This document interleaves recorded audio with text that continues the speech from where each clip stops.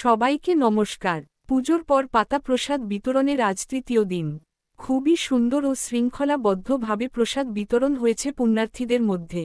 হাজার হাজার শ্রদ্ধালুর প্রসাদ গ্রহণ করার সৌভাগ্য হয়েছে।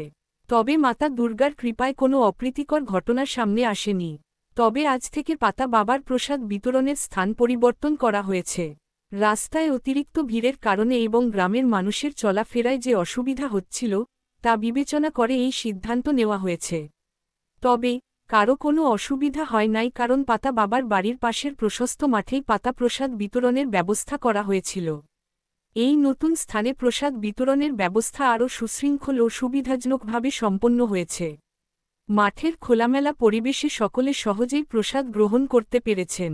পাতা কমিটি সকলের সুবিধার্থে এই আয়োজনকে আরও সুন্দর ও আকর্ষণীয় করে তুলতে প্রতিশ্রুতিবদ্ধ। আপনারা সকলে সাদর আমন্ত্রিত। পাতা বাবার আশীর্বাদে ও আপনাদের উপস্থিতিতে ভক্তির এই মহোৎসব সকলের জন্য আনন্দময় হোক। বিশেষ অনুরোধ, বর্তমানে ভক্তদের অত্যধিক ভিড়ের কারণে সকলকে ব্যক্তিগতভাবে অনুরোধ করছি, যদি সম্ভব হয় তবে কিছুদিন পরে এই পুণ্যময় স্থানে আগমন করুন। এতে ভিড়ের চাপ কিছুটা কমবে এবং আপনারা আরও স্বাচ্ছন্দ্যে প্রসাদ গ্রহণ ও পাতা বাবার দর্শন লাভ করতে পারবেন। আপনাদের এই সহযোগিতা আয়োজনকে আরও নির্বিঘ্ন ও সুষ্ঠুভাবে সম্পন্ন করতে সহায়তা করবে। ধন্যবাদ। জেপি ১ সত্য।